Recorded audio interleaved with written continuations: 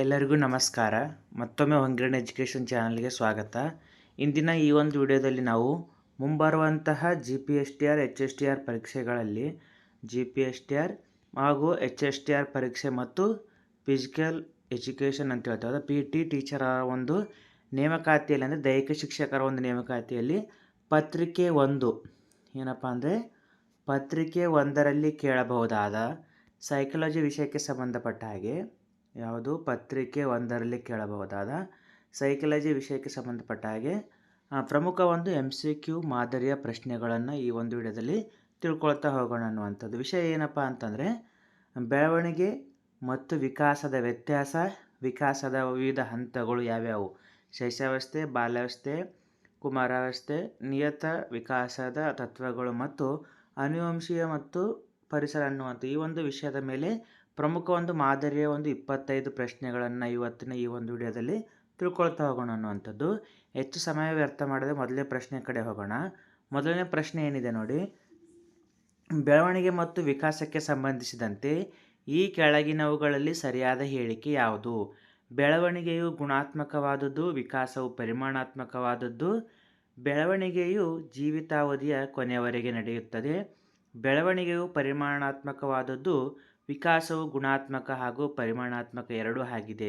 ವಿಕಾಸವು ದೈಹಿಕ ಬದಲಾವಣೆಗಳಿಗೆ ಮಾತ್ರ ಸೀಮಿತವಾಗಿದೆ. ಇಲ್ಲಿ ಸರಿಯಾದ ಒಂದು ಹೇಳಿಕೆ ಯಾವುದು ಅನ್ನುವಂಥದ್ದು. ಈ ಒಂದು ಪ್ರಶ್ನೆಗೆ ಸರಿಯಾದ ಒಂದು ಉತ್ತರ ಯಾವುದಪ್ಪ ಅಂತಂದರೆ ಆಪ್ಷನ್ ಸಿ ಅನ್ನುವಂಥದ್ದು. ಯಾವ ರೀತಿಯಪ್ಪ ಅಂದರೆ ಬೆಳವಣಿಗೆ ಅನ್ನುವಂಥದ್ದು ಪರಿಮಾಣಾತ್ಮಕವಾಗಿರುವಂಥದ್ದು. ನಾವು ಸುಲಭವಾಗಿ ನೆನ್ಪಿಟ್ಕೊಳ್ಬೇಕಪ್ಪ ಅಂದರೆ BP ಅನ್ನುವಂಥದ್ದು. BP ಆಗುತ್ತೆ ಹೌದಾ, ಇದನ್ನು VG ಅಂತ ನಾವು ತಿಳ್ಕೊಳ್ಬೇಕು. BP ಬೆಳವಣಿಗೆ ಅನ್ನುವಂಥದ್ದು ಪರಿಮಾಣಾತ್ಮಕ ಅಂದರೆ ಒಂದು ಕೆಲವು ವರ್ಷಗಳೇನಾಗುತ್ತೆ ಅದು ಆಗುತ್ತೆ ಬೆಳವಣಿಗೆ, ಆನಂತರ ಏನಾಗುತ್ತೆ ನಿಲ್ಲುತ್ತೆ ಅನ್ನುವಂಥದ್ದು. ವಿಕಾಸ ಅನ್ನುವಂಥದ್ದು ಜೀವನ ಪರ್ಯಂತ ನಡೆಯುವಂಥದ್ದಾಗಿದೆ ಅನ್ನುವಂಥ ವಿವರಣೆ ನೋಡೋಣ. ಎತ್ತರ, ತೂಕ ಹೆಚ್ಚಾಗೋದು ಪರಿಮಾಣಾತ್ಮಕವಾದಂಥ ಒಂದು ಬೆಳವಣಿಗೆ ಆಗಿದೆ ಅನ್ನುವಂಥದ್ದು. ಆದರೆ ಕಾರ್ಯಕ್ಷಮತೆ, ನಡವಳಿಕೆ ಮತ್ತು ಸಾಮರ್ಥ್ಯದಲ್ಲಿ ಬರುವ ಸುಧಾರಣೆಯನ್ನು ನಾವು ವಿಕಾಸ ಎಂತೇವೆ ಅನ್ನುವಂಥ ಅದನ್ನು ಗುಣಾತ್ಮಕ ಬದಲಾವಣೆ ಅನ್ನುವಂಥ. ವಿಕಾಸ ಅನ್ನುವಂಥದ್ದಲ್ಲಿ ಬೆಳವಣಿಗೆ ಮತ್ತು ಗುಣಾತ್ಮಕ ಎರಡನ್ನು ಒಳಗೊಂಡಿದೆ ಅನ್ನುವಂಥದ್ದು. ಇದಕ್ಕೆ ಸರಿಯಾದ ಉತ್ತರ ಆಪ್ಷನ್ಸ್ ಸಿ ಅನ್ನುವಂಥದ್ದು. ನೆಕ್ಸ್ಟ್ ಮುಂದಿನ ಪ್ರಶ್ನೆ ಹೋಗೋಣ. ಶಿರೋಪಾದ ಶ್ರೇಣಿ ತತ್ವ ಪ್ರಕಾರವು ವಿಕಾಸವು ಹೇಗೆ ನಡೆಯುತ್ತದೆ ಅನ್ನುವಂಥದ್ದು. ಪಾದದಿಂದ ತಲೆಯ ಕಡೆಗೆ, ತಲೆಯಿಂದ ಪಾದದ ಕಡೆಗೆ, ಕೇಂದ್ರದಿಂದ ಹೊರಭಾಗದ ಕಡೆಗೆ, ಹೊರಭಾಗದಿಂದ ಕೇಂದ್ರದ ಕಡೆಗೆ ಅನ್ನುವಂಥ. ಇದಕ್ಕೆ ಸರಿಯಾದ ಒಂದು ಉತ್ತರ ಯಾವುದಪ್ಪ ಅಂದರೆ ಆಪ್ಷನ್ಸ್ ಬಿ ಅನ್ನುವಂಥದ್ದು. ಶಿರ ಅಂತ ಕೊಡ್ತದೆ ನಮ್ಗೆ ಹೌದಾ. ಇದನ್ನು ಇಂಗ್ಲೀಷಲ್ಲಿ ಶೆಫಲೋಕಾರ್ಡಲ್ ಪ್ರಿನ್ಸಿಪಲ್ ಅಂತೇಳಿ ಕರೀತಾರೆ ಅನ್ನುವಂಥದ್ದು. ಏನಪ್ಪ ಅಂದರೆ ಶಿರ ಅಂತಂದರೆ ಗೊತ್ತು ನಮಗೆ ತಲೆ ಅನ್ನುವಂಥದ್ದು. ತಲೆಯ ಭಾಗದಿಂದ ಏನಾಗುತ್ತೆ ಪಾದದ ಕಡೆಗೆ ಅನ್ನುವಂಥದ್ದು. ನೋಡ್ರಿ ಇವರ ಒಂದು ವಿವರಣೆ. ಈ ತತ್ವದ ಪ್ರಕಾರ ಮಗುವಿನ ವಿಕಾಸವು ಮೊದಲು ತಲೆಯ ಭಾಗದಿಂದ ಪ್ರಾರಂಭವಾಗಿ ನಂತರ ಕೆಳಭಾಗದ ಅಂಗಾಂಗಗಳಿಗೆ ವ್ಯಾಪಿಸುತ್ತದೆ ಅನ್ನುವಂಥದ್ದು. ಮಗು ಮೊದಲು ತಲೆಯ ಮೇಲೆ ಏನು ಮಾಡುತ್ತಾ ಹಿಡಿತವನ್ನು ಸಾಧಿಸುತ್ತೆ ಅನ್ನುವಂಥ. ಅಂದರೆ ಫಾರ್ ಎಕ್ಸಾಂಪಲ್ ತಲೆ ಅಳಗಾಡಲಿಕ್ಕೆ ಮಗುಗೇನಾಗುತ್ತಾ ತಲೆಯ ಮೇಲೆ ಹಿಡಿತವನ್ನು ಸಾಧಿಸಿ ಅನಂತರ ಕೈ ಕಾಲುಗಳ ಮೇಲೆ ಏನಾಗ್ತಾ ನಡಿಲಿಕ್ಕೆ ಶುರು ಮಾಡುತ್ತೆ ಅನ್ನುವಂಥದ್ದು. ನೆಕ್ಸ್ಟ್ ಮುಂದಿನ ಪ್ರಶ್ನೆ. ವಿಕಾಸದ ಯಾವ ಹಂತವನ್ನು ಕಿಶೋರಾವಸ್ಥೆಯ ಒತ್ತಡ ಮತ್ತು ಬಿರುಗಾಳಿಯ ಕಾಲ ಎಂದು ಕರೆಯಲಾಗುತ್ತದೆ? ಪೀರಿಯಡ್ ಆಫ್ ಸ್ಟೋರ್ಮ್ ಆ್ಯಂಡ್ ಸ್ಟ್ರೆಸ್ ಅನ್ನುವಂಥದ್ದು. ಇದಕ್ಕೆ ಸರಿಯಾದ ಒಂದು ಉತ್ತರ ನೋಡಿ ಆಪ್ಷನ್ ಸಿ ಶೈಶಾವಸ್ಥೆ, ಬಾಲ್ಯಾವಸ್ಥೆ, ಕುಮಾರಾವಸ್ಥೆ, ವಯಸ್ಕಾವಸ್ಥೆ. ಅದನ್ನು ನಾವು ಇಂಗ್ಲೀಷಲ್ಲಿ ಅಡೋಲಸೆನ್ಸ್ ಅಂತೇಳಿ ಕರಿತೀವಿ. ಇಲ್ಲಿ ಸರಿಯಾದ ಒಂದು ಉತ್ತರ ಯಾವುದಪ್ಪ ಅಂದರೆ ಆಪ್ಷನ್ಸ್ ಸಿ ಅಡೋಲಸೆನ್ಸ್ ಅನ್ನುವಂಥದ್ದು. ಕೌಮಾರಾವಸ್ಥೆ ಅಂತೇಳಿ ನಾವಿಲ್ಲಿ ಕರಿತೀವಿ ಅನ್ನುವಂಥದ್ದು. ದೈಹಿಕ, ಮಾನಸಿಕ ಮತ್ತು ಭಾವನಾತ್ಮಕವಾಗಿ ಕ್ಷಿಪ್ರ ಬದಲಾವಣೆಗಳು ಆಗೋದರಿಂದ ಮಾನಸಿಕ ತಜ್ಞ ಆದಂಥ ಸ್ಟ್ಯಾನ್ಲಿ ಹಾಲ್ ಅವರು ಏನು ಮಾಡಿದ್ದಾರೆ ಕೌಮಾರಾವಸ್ಥೆಯನ್ನು ಒತ್ತಡ ಮತ್ತು ಬಿರುಗಾಳಿಯ ಕಾಲ ಅಂತೇಳಿ ಕರೆದಿದ್ದಾರೆ ಅನ್ನುವಂಥದ್ದು. ನೆಕ್ಸ್ಟ್ ಮುಂದಿನ 4ನೇ ಪ್ರಶ್ನೆ. ಮಗುವಿನ ವಿಕಾಸದ ಮೇಲೆ ಪರಿಣಾಮ ಬೀರುವ ಪ್ರಮುಖ ಅಂಶಗಳು ಯಾವ್ಯಾವು? ಅನುವಂಶೀಯತೆ ಮಾತ್ರ, ಪರಿಸರ ಮಾತ್ರ, ಅನುವಂಶೀಯತೆ ಮತ್ತು ಪರಿಸರ ನಡುವಿನ ಅಂತರ್ಕ್ರಿಯೆ, ಶಾಲೆ ಮತ್ತು ಶಿಕ್ಷಕರು ಮಾತ್ರ. ಇದಕ್ಕೆ ಸರಿಯಾದ ಒಂದು ಉತ್ತರ ಯಾವುದಪ್ಪ ಅಂತಂದರೆ ಆಪ್ಷನ್ಸ್ ಸಿ ಅನ್ನುವಂಥದ್ದು. ಇಲ್ಲಿ ಮಗುವಿನ ಒಂದು ವಿಕಾಸ ಸಂಪೂರ್ಣವಾಗಿ ಆಗಲಿಕ್ಕೆ ಇಲ್ಲಿ ಅನುವಂಶೀಯತೆ ಅಂದರೆ ಹೆರಿಡಿಟಿ ಅಂತೇಳಿ ನಾವು ಕರಿತೀವಲ್ಲ, ಈ ಹೆರಿಡಿಟಿ ಮತ್ತು ಪರಿಸರ ಎನ್ವೈರ್ಮೆಂಟ್ ಎರಡೂ ಇಲ್ಲಿ ಪ್ರಮುಖವಾದಂಥ ಪರಿಮಾಣ ಬೀರುವಂಥ ಪ್ರಮುಖ ಅಂಶಗಳು. ವ್ಯಕ್ತಿಯ ವಿಕಾಸವು ಅನುವಂಶೀಯತೆ ಹೆರಿಡಿಟಿ ಮತ್ತು ಪರಿಸರ ಎನ್ವೈರ್ಮೆಂಟ್ಗಳೆರಡರ ಜಂಟಿ ಉತ್ಪನ್ನವಾಗಿದೆ. Development equal to heredity into environment ಅನ್ನುವಂಥದ್ದು. ನೆಕ್ಸ್ಟ್ ಮುಂದಿನ ಪ್ರಶ್ನೆ. ಸಮೀಪ ದೂರ ವಿಕಾಸ ನಿಯಮ ಪ್ರಾಕ್ಸಿಮೋಡಿಸ್ಟಲ್ ಪ್ರಿನ್ಸಿಪಲ್ ಅಂದರೆ ಏನು? ವಿಕಾಸವು ದೇಹದ ಕೇಂದ್ರ ಭಾಗದಿಂದ ಹೊರಭಾಗದ ಅಂಗಾಂಗಗಳಿಗೆ ಸಾಗುತ್ತದೆ. ವಿಕಾಸವು ತಲೆಯಿಂದ ಪಾದದ ಕಡೆಗೆ ಸಾಗುತ್ತದೆ. ವಿಕಾಸವು ಎಲ್ಲ ಮಕ್ಕಳಲ್ಲೂ ಒಂದೇ ವೇಗದಲ್ಲಿ ನಡೆಯುತ್ತದೆ. ವಿಕಾಸವು ಸಾಮಾನ್ಯದಿಂದ ನಿರ್ದಿಷ್ಟತೆಯ ಕಡೆಗೆ ಸಾಗುವುದಿಲ್ಲ ಅನ್ನುವಂಥದ್ದು. ಇಲ್ಲಿ ಇದರ ಒಂದು ಸರಿಯಾದ ಒಂದು ಉತ್ತರ ಯಾವುದಪ್ಪ ಅಂತಂದರೆ ಆಪ್ಷನ್ಸ್ ಎ ಅನ್ನುವಂಥದ್ದು. ನೋಡಿ, ವಿಕಾಸವು ದೇಹದ ಕೇಂದ್ರ ಭಾಗದಿಂದ ಹೊರಭಾಗದ ಅಂಗಾಂಗಗಳಿಗೆ ಸಾಗುತ್ತದೆ ಅನ್ನುವಂಥದ್ದು. ಇದರೊಂದು ವಿವರಣೆ ನೋಡೋಣ. ಮಗುವಿನ ಬೆನ್ನುಹುರಿ ಅಥವಾ ಎದೆಯ ಭಾಗದ ಹತ್ತಿರವಿರುವ ಅಂಗಾಂಗಗಳು ಮೊದಲು ನಿಯಂತ್ರಣಕ್ಕೆ ಬಂದು ನಂತರ ಕೈ ಬೆರಳುಗಳಂತಹ ದೂರದ ಭಾಗಗಳು ನಿಯಂತ್ರಣಕ್ಕೆ ಬರುತ್ತವೆ ಅನ್ನುವಂಥದ್ದು. ನೆಕ್ಸ್ಟ್ 6ನೇ ಪ್ರಶ್ನೆ, ಗ್ಯಾಂಗ್ ಏಜ್ ಅಥವಾ ಗುಂಪು ವಯಸ್ಸು ಎಂದು ಯಾವ ಹಂತವನ್ನು ಕರೆಯಲಾಗುತ್ತದೆ? ಶೈಶವಾವಸ್ಥೆ, ಉತ್ತರ ಬಾಲ್ಯಾವಸ್ಥೆ, ಶೈಶವಾವಸ್ಥೆಯ ಆರಂಭ, ಪ್ರೌಢಾವಸ್ಥೆ ಅನ್ನುವಂಥದ್ದು. ಇದಕ್ಕೆ ಸರಿಯಾಗಿರುವಂಥ ಉತ್ತರ ಯಾವುದಪ್ಪ ಅಂದರೆ ಇಲ್ಲಿ ಆಪ್ಷನ್ಸ್ ಬಿ ಅನ್ನುವಂಥದ್ದು ಇದಕ್ಕೆ ಸರಿಯಾಗಿರುವಂಥ ಉತ್ತರ. ಬಾಲ್ಯಾವಸ್ಥೆಯಲ್ಲಿ ಗ್ಯಾಂಗ್ ಏಜ್ ಅಂತೇಳಿ ನಾವಿಲ್ಲಿ ಕರಿತೀವಿ. ನೋಡಿ, ಈ ಹಂತದಲ್ಲಿ ಮಕ್ಕಳು ತಮ್ಮದೇ ವಯಸ್ಸಿನ ಸ್ನೇಹಿತರ ಗುಂಪುಗಳನ್ನು ಮಾಡಿಕೊಂಡು ಅವರೊಂದಿಗೆ ಹೆಚ್ಚು ಸಮಯ ಕಳೆಯಲು ಅವರು ಹೆಚ್ಚು ಇಷ್ಟವನ್ನು ಪಡ್ತಾರೆ. ಆದ್ದರಿಂದ ಗ್ಯಾಂಗ್ ಏಜ್ ಅಂತೇಳಿ ನಾವಿಲ್ಲಿ ಕರಿತೀವಿ. ನೋಡಿ, ನೆಕ್ಸ್ಟ್ 7ನೇ ಪ್ರಶ್ನೆ, ಮಗುವಿನ ಜೈವಿಕ ಮತ್ತು ದೈಹಿಕ ಲಕ್ಷಣಗಳನ್ನು ಉದಾಹರಣೆಗೆ ಕಣ್ಣಿನ ಬಣ್ಣ, ಎತ್ತರ ನಿರ್ಧರಿಸುವ ಮೂಲ ಅಂಶ ಯಾವುದು? ಶಾಲೆ, ಪೋಷಕರ ಪಾಲನೆ, ಆನುವಂಶಿಕತೆ ಮತ್ತು ಸಾಮಾಜಿಕ ವಾತಾವರಣ. ಇದಕ್ಕೆ ಸರಿಯಾಗಿರುವ ಒಂದು ಉತ್ತರ ಯಾವುದಪ್ಪ ಅಂದರೆ ಆನುವಂಶಿಕತೆ ಅನ್ನುವಂತಂದರೆ ತಂದೆ ತಾಯಿಗಳಿಂದ ಬರುವಂಥ ಜೀನ್ಸ್ ಅಂತ ನಾವು ಕರಿತೀವದ, ಆ ಜೀನ್ಸಿನಿಂದ ಏನಾಗುತ್ತೆ, ಮಗುವಿನ ಕಣ್ಣಿನ ಬಣ್ಣ ಮತ್ತು ಎತ್ತರವನ್ನು ತಿಳ್ಕೊಳ್ತೀವಿ ಅಂತ ಕ್ರೋಮೋಸೋಮ್ಗಳ ಮೂಲಕ ಇಲ್ಲಿ ಸಹಾಯ ಆಗುತ್ತೆ. ತಂದೆ ತಾಯಿಯರಿಂದ ಜೀನ್ಗಳ ಅಥವಾ ಜೀನ್ಸ್ಗಳ ಮೂಲಕ ಮಗುವಿಗೆ ಬಳುವಳಿಯಾಗಿ ಬರುವ ದೈಹಿಕ ಮತ್ತು ಜೈವಿಕ ಲಕ್ಷಣಗಳನ್ನು ಆನುವಂಶಿಕತೆ ನಿರ್ಧರಿಸುತ್ತದೆ ಅನ್ನುವಂಥದ್ದು. ನೆಕ್ಸ್ಟ್ 8ನೇ ಪ್ರಶ್ನೆ, ವಿಕಾಸವು ನಿರಂತರವಾಗಿ ನಡೆಯುವ ಪ್ರಕ್ರಿಯೆ. ಇದು ವಿಕಾಸದ ಯಾವ ತತ್ವವನ್ನು ಸೂಚಿಸುತ್ತದೆ ಅನ್ನುವಂಥದ್ದು? ವಿಕಾಸವು ವೈಯಕ್ತಿಕ ಭಿನ್ನತೆಯ ತತ್ವ, ನಿರಂತರತೆಯ ತತ್ವ, ಸಾರ್ವತ್ರಿಕತೆಯ ತತ್ವ, ಪರಸ್ಪರ ಸಂಬಂಧದ ತತ್ವ ಅನ್ನುವಂಥದ್ದು. ಈ ಒಂದು ಪ್ರಶ್ನೆಗೆ ಉತ್ತರ ನೀವೇನು ಮಾಡಿ ಕಮೆಂಟ್ ಬಾಕ್ಸಲ್ಲಿ ಕಮೆಂಟ್ ಮಾಡಿ ತಿಳಿಸಿ. ನನಗೆ ಎಷ್ಟು ಜನ ಇದರ ಒಂದು ಉತ್ತರ ನಿಮಗೆ ಗೊತ್ತಿದೆ ಅನ್ನುವಂಥದ್ದನ್ನು ನಾನು ತಿಳ್ಕೊಳ್ತೀನಿ. ನೋಡೋಣ, ಇದೊಂದು ಉತ್ತರವನ್ನು ನೀವೇನು ಮಾಡಿ ಕಮೆಂಟ್ ಬಾಕ್ಸಲ್ಲಿ ಕಮೆಂಟ್ ಮಾಡಿ ನನಗೆ ತಿಳಿಸಿ. 8ನೇ ಒಂದು ಪ್ರಶ್ನೆಯ ಉತ್ತರ ವಿಕಾಸವು ಯಾವ ಒಂದು ತತ್ವದ ಮೇಲೆ ಸೂಚಿಸುತ್ತದೆ ಅನ್ನುವಂಥದ್ದು. ನೆಕ್ಸ್ಟ್ ಮುಂದಿನ ಪ್ರಶ್ನೆಗೆ ಹೋಗೋಣ. 9ನೇ ಪ್ರಶ್ನೆ, ಪ್ರತಿಯೊಂದು ಮಗುವಿನ ವಿಕಾಸದ ವೇಗವು ಒಂದೇ ರೀತಿ ಇರುವುದಿಲ್ಲ. ಇದನ್ನು ವಿವರಿಸುವ ವಿಕಾಸದ ನಿಯಮ ಯಾವುದು? ನಿರಂತರತೆಯ ನಿಯಮ, ಸಮಾನ ಮಾದರಿಯ ನಿಯಮ, ವೈಯಕ್ತಿಕ ಭಿನ್ನತೆಯ ತತ್ವ, ಶಿರೋಪಾದ ನಿಯಮ ಅನ್ನುವಂಥದ್ದು. ಇದಕ್ಕೆ ಸರಿಯಾಗಿರುವ ಒಂದು ಉತ್ತರ ಯಾವುದಪ್ಪ ಅಂದರೆ ಇಲ್ಲಿ ಆಪ್ಷನ್ಸ್ ಸಿ ಅನ್ನುವಂಥದ್ದು ವೈಯಕ್ತಿಕ ಭಿನ್ನತೆ, ಪ್ರಿನ್ಸಿಪಲ್ ಆಫ್ ಇಂಡಿವಿಜುವಲ್ ಡಿಫ್ರೆನ್ಸ್ ಅನ್ನುವಂಥ ಒಂದು. ಪ್ರತಿಯೊಂದು ಒಬ್ಬ ಮಗುವಿನಿಂದ ಮತ್ತೊಬ್ಬ ಮಗುವಿಗೆ ಏನಾಗುತ್ತೆ, ಇಲ್ಲಿ ಭಿನ್ನತೆ ಇರೋದರಿಂದ ನಾವೇನು ಮಾಡ್ತೀವಿ, ಅವರ ಒಂದು ವಿಕಾಸವು ಕೂಡ ಇಲ್ಲಿ ಭಿನ್ನ ರೀತಿಯಲ್ಲಿ ಆಗುತ್ತೆ ಅನ್ನುವಂಥದ್ದು. ಇದರ ಒಂದು ವಿವರಣೆ ನೋಡೋಣ. ವಿಕಾಸದ ಒಂದು ವೈಯಕ್ತಿಕ ಭಿನ್ನತೆ ತತ್ವದಲ್ಲಿ ಪ್ರತಿಯೊಂದು ಮಗುವಿನ ಬೆಳವಣಿಗೆ ಮತ್ತು ವಿಕಾಸ ದರ ಎರಡೂ ಒಂದೇ ವೇಗದಲ್ಲಿ ವ್ಯತ್ಯಾಸಗಳಿರುತ್ತೆ ಅನ್ನುವಂಥದ್ದು. ಮಗುವಿನಲ್ಲಿ ವಸ್ತುವಿನ ಸ್ಥಿರತೆ, ಆಬ್ಜೆಕ್ಟ್ ಪರ್ಫಾರ್ಮೆನ್ಸ್ ಕಲ್ಪನೆ ಮೂಡುವ ವಿಕಾಸದ ಹಂತ ಯಾವುದು? ಶೈಶವಾವಸ್ಥೆ, ಕೌಮಾರಾವಸ್ಥೆ, ವಯಸ್ಕಾವಸ್ಥೆ, ಉತ್ತರ ಬಾಲ್ಯಾವಸ್ಥೆ ಅನ್ನುವಂಥದ್ದು. ಇದಕ್ಕೆ ಸರಿಯಾಗಿರುವ ಒಂದು ಉತ್ತರ ಯಾವುದಪ್ಪ ಅಂತಂದರೆ ಇಲ್ಲಿ ಆಪ್ಷನ್ಸ್ ಎ ಅನ್ನುವಂಥದ್ದು. ಶೈಶವಾವಸ್ಥೆಯಲ್ಲಿ ಮಗುವಿನ ವಸ್ತುವಿನ ಸ್ಥಿರತೆ ಅನ್ನುವಂಥದ್ದು ಕಲ್ಪನೆ ಮೂಡುತ್ತೆ. ನೋಡಿ, ನೆಕ್ಸ್ಟು ಇದರ ಒಂದು ವಿವರಣೆ. ಕಣ್ಣಿಗೆ ಕಾಣಿಸದಿದ್ದರೂ ವಸ್ತು ಅಸ್ತಿತ್ವದಲ್ಲಿದೆ ಎಂದು ಮಗು ತಿಳಿಯುವ ಪ್ರಕ್ರಿಯೆಯು ಶೈಶವಾವಸ್ಥೆಯ ಕೊನೆಯ ಹಂತದಲ್ಲಿ ಅಂದರೆ 18ರಿಂದ 24ನೇ ತಿಂಗಳಲ್ಲಿ ಇದು ಕಂಡುಬರುತ್ತೆ. ನೋಡಿ, ನೆಕ್ಸ್ಟ್ 11ನೇ ಪ್ರಶ್ನೆ, ವಿಕಾಸದ ಯಾವ ತತ್ವದ ಪ್ರಕಾರ ಮಗುವಿನ ವಿಭಿನ್ನ ದೇಹದ ಭಾಗಗಳು ವಿಭಿನ್ನ ಭಾಗದಲ್ಲಿ ಬೆಳೆಯುತ್ತವೆ? ಸಮಾನ ಮಾದರಿಯ ತತ್ವ, ಅಸಮಾನ ಬೆಳವಣಿಗೆ ದರ ತತ್ವ, ನಿರಂತರೆಯ ತತ್ವ, ಶಿರೋಪಾದ ನಿಯಮ ಅನ್ನುವಂಥದ್ದು. ಇದಕ್ಕೆ ಸರಿಯಾಗಿರುವ ಒಂದು ಉತ್ತರ ಯಾವುದಪ್ಪ ಅಂತಂದರೆ ಇಲ್ಲಿ ಆಪ್ಷನ್ಸ್ ಬಿ ಆಗಿದೆ. ನೋಡಿ, ಅಸಮಾನ ಬೆಳವಣಿಗೆ ದರ ತತ್ವವು ಕೂಡ ಮಗುವಿನ ವಿಭಿನ್ನ ದೇಹದ ಭಾಗಗಳು ವಿಭಿನ್ನ ವೇಗದಲ್ಲಿ ಬೆಳೆಯುತ್ತವೆ ಅನ್ನುವಂಥದ್ದು. ದೇಹದ ಎಲ್ಲ ಭಾಗಗಳು ಅಥವಾ ಸಾಮರ್ಥ್ಯಗಳು ಒಂದೇ ಸಮನಾದ ವೇಗದಲ್ಲಿ ಬೆಳೆಯುವುದಿಲ್ಲ. ಉದಾಹರಣೆಗೆ, ಮೆದುಳು ಬೇಗನೆ ಬೆಳವಣಿಗೆ ತಲುಪಿದರೆ ಸಂತಾನೋತ್ಪತ್ತಿ ಅಂಗಗಳು ಕೌಮಾರಾವಸ್ಥೆಯಲ್ಲಿ ಬೆಳೆಯುತ್ತವೆ ಅನ್ನುವಂಥದ್ದು. ನೆಕ್ಸ್ಟ್ 12ನೇ ಪ್ರಶ್ನೆ, ಸಾಮಾನ್ಯದಿಂದ ನಿರ್ದಿಷ್ಟತೆಯ ಕಡೆಗೆ ಅಂದರೆ ಇಲ್ಲಿ ಜನರಲ್ ಟು ಸ್ಪೆಸಿಫಿಕ್ ಸಾಗೋ ವಿಕಾಸದ ತತ್ವಕ್ಕೆ ಸೂಕ್ತ ಉದಾಹರಣೆ ಯಾವುದು? ಮಗು ಮೊದಲು ಬೆರಳುಗಳಿಂದ ವಸ್ತುವನ್ನು ಹಿಡಿದು ನಂತರ ಇಡೀ ಕೈಯನ್ನು ಬಳಸುವುದು. ಮಗು ಮೊದಲು ಇಡೀ ಕೈಯನ್ನು ಚಾಚಿ ನಂತರ ಬೆರಳುಗಳಿಂದ ವಸ್ತುವನ್ನು ಹಿಡಿಯಲು ಕಲಿಯುವುದು. ಮಗು ಓದಲು ಓಡುವುದು ನಂತರ ನಡೆಯುವುದು. ಮಗು ಓದಲು ಬರೆಯುವುದು ನಂತರ ಗೀಚುವುದು ಅನ್ನುವಂಥದ್ದು. ಇದಕ್ಕೆ ಸರಿಯಾಗಿರುವ ಒಂದು ಉತ್ತರ ಯಾವುದಪ್ಪ ಅಂತಂದರೆ ಆಪ್ಷನ್ಸ್ ಬಿ ಅನ್ನುವಂಥದ್ದು. ಮಗು ಮೊದಲು ಇಡೀ ಕೈಯನ್ನು ಚಾಚಿ ನಂತರ ಏನು ಮಾಡುತ್ತೆ, ಬೆರಳುಗಳಿಂದ ವಸ್ತುವನ್ನು ಹಿಡಿಯಲಿಕ್ಕೆ ಕಲಿಯುತ್ತದೆ ಅನ್ನುವಂಥದ್ದು. ವಿಕಾಸದ ಮೊದಲು ಸಾಮಾನ್ಯ ಚಲನೆಗಳು ಇಡೀ ಕೈಯನ್ನು ಬಳಕೆ ಮಾಡಿಕೊಂಡು ನಂತರ ನಿರ್ದಿಷ್ಟ ಅಥವಾ ಸೂಕ್ಷ್ಮ ಚಲನೆಗಳು ಅಂದರೆ ಬೆರಳುಗಳ ಮೂಲಕ ಇಲ್ಲಿ ಬಳಕೆ ಮಾಡಲಿಕ್ಕೆ ಮಗು ಬಳಸುತ್ತೆ ಅನ್ನುವಂಥದ್ದು. ನೆಕ್ಸ್ಟ್ 13ನೇ ಪ್ರಶ್ನೆ, ಪರಿಸರ ವ್ಯವಸ್ಥೆಯ ಸಿದ್ಧಾಂತವನ್ನು ಎಕಲಾಜಿಕಲ್ ಸಿಸ್ಟಮ್ಸ್ ಆಫ್ ಥಿಯರಿ ಪ್ರತಿಪಾದಿಸಿದವರು ಯಾರು?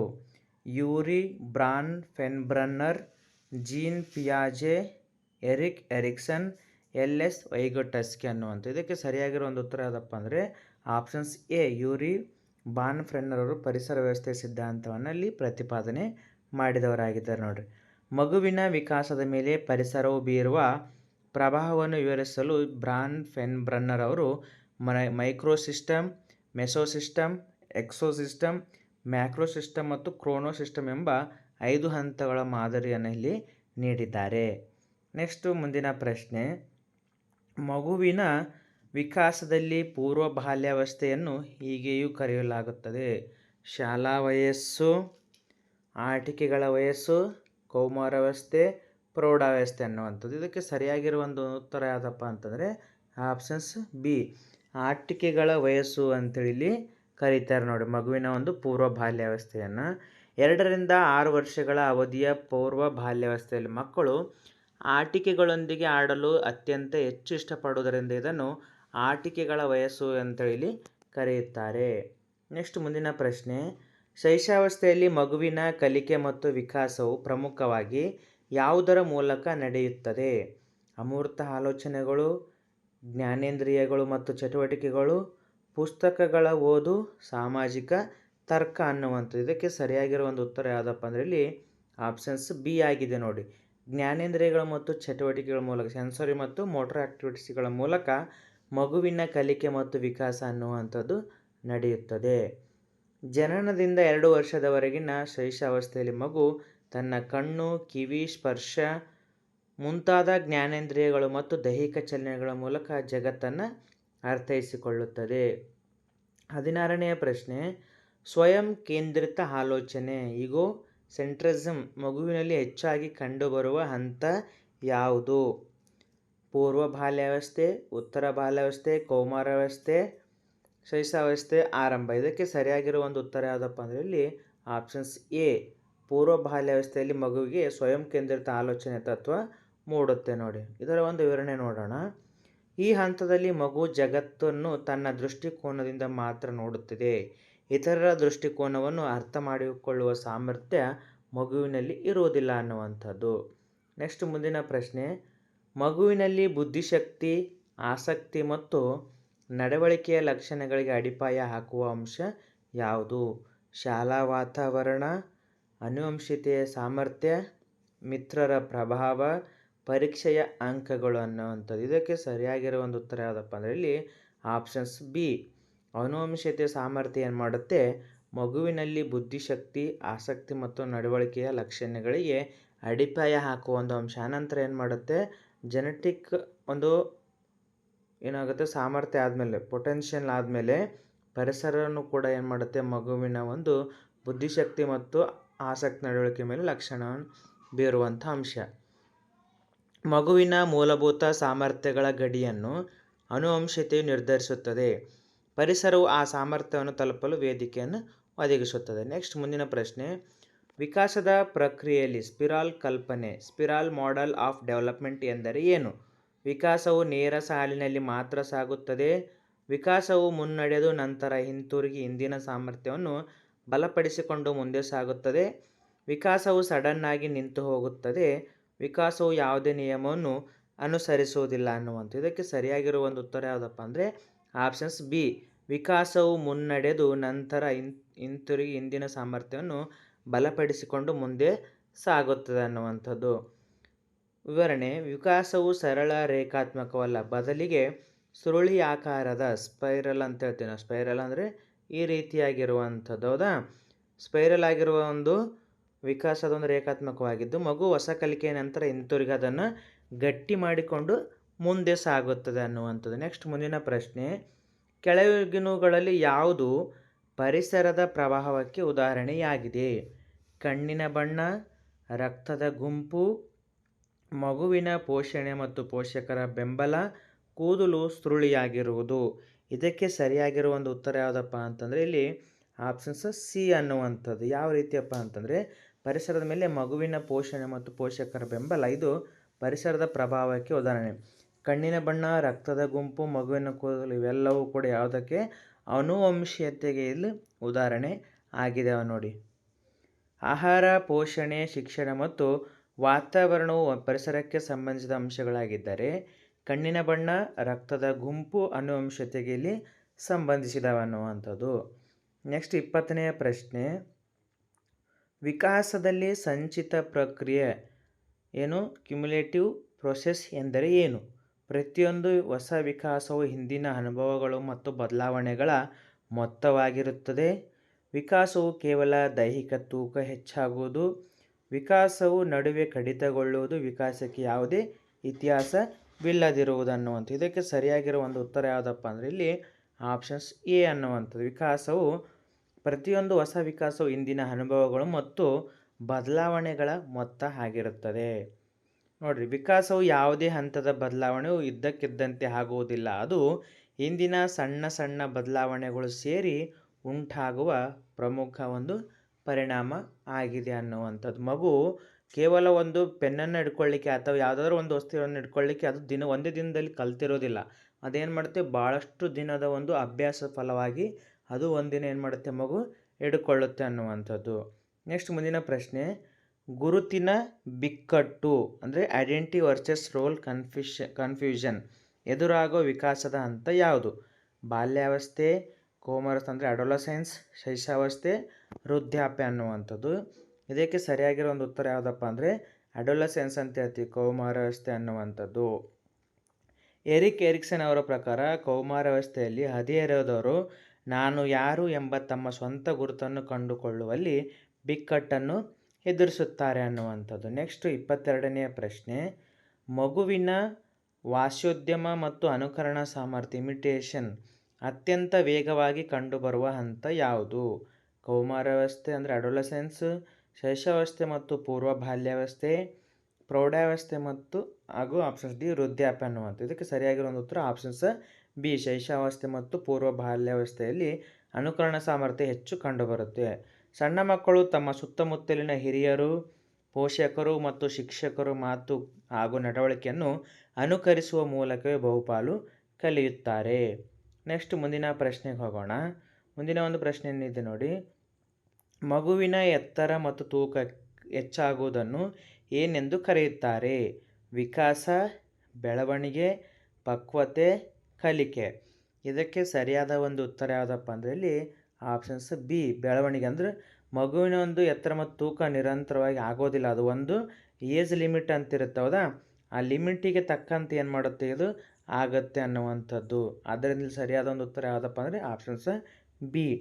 ದೈಹಿಕ ಪ್ರಮಾಣ, ಗಾತ್ರ, ಎತ್ತರ ಮತ್ತು ತೂಕದಲ್ಲಿ ಆಗುವ ಅಳೆಯಬಹುದಾದ ಬದಲಾವಣೆಗಳನ್ನು ಬೆಳವಣಿಗೆಯಲ್ಲಿ ನಾವು ಮೆಜರ್ಮೆಂಟ್ ಮಾಡಲಿಕ್ಕೆ ನಾವು ಸಾಧ್ಯ ಆಗ್ತಪ್ಪ ಅಂದರೆ ಅದು ಬೆಳವಣಿಗೆ. ಮೆಜರ್ ಮಾಡಲಿಕ್ಕೆ ಆಗಲಿಲ್ಲ ಅಂತಂದರೆ, ಅಳತೆಗೆ ನಮ್ಗೆ ಸಿಗಲಿಲ್ಲ ಅಂದರೆ ಅದಕ್ಕೆ ನಾವೇನಂತ ಕರಿತೀವಿ, ವಿಕಾಸ ಅಂತೇಳಿ ನಾವು ಕರಿತೀವಿ ನೋಡಿ. ಅಳತೆ ಮಾಡಲಿಕ್ಕೆ ಆಗಲಿಲ್ಲ ಅಂದರೆ ಅದು ವಿಕಾಸ, ಅಳತೆ ಮಾಡಬಹುದಾದ ಬದಲಾವಣೆ ಅದು ನಾವು ಬೆಳವಣಿಗೆ ಅಂತ ಕರಿತೀವಿ ನೋಡಿ. ನೆಕ್ಸ್ಟ್ ಮುಂದಿನ ಪ್ರಶ್ನೆ: ಪಕ್ವತೆ ಅಂದರೆ ಏನು?